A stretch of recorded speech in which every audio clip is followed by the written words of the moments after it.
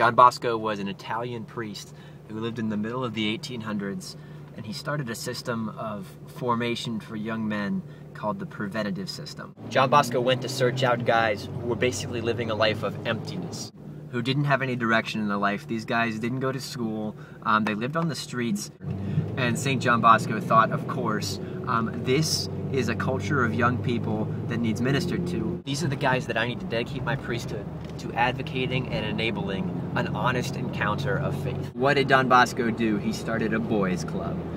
This was a club where guys got together off the streets and they did awesome and radical things like pray. They ate together. They played sports together. They basically developed themselves in an attitude of Christian leadership and virtue.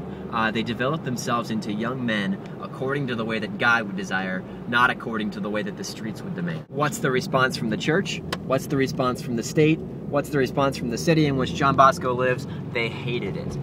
They thought that John Bosco was about to start a revolution. They saw these men that St. John Bosco was forming as the potential of a militia. So their demands were that he disband. These young men would be better off on the streets than to be formed according to the tradition that you'd like to instill. Anarchy would be preferable to virtue. Forget about that. He worked and he created a community of young men that would change the way their lives were headed. This month we continued that same mission at Holiness Revolution. Each of you is on a direction in your life that is leading you in one way or another.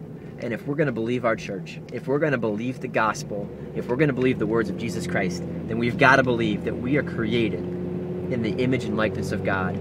And the only way to happiness, the only way to wholeness in our life is through holiness. St. John Bosco was accused of starting a revolution of formation of young men in the ways of holiness and virtue. We are rekindling that same revolution in Columbus, Ohio, and I invite you to be a part of it. This is the revolution of holiness, and believe it or not, and like it or not, this is what you were made for.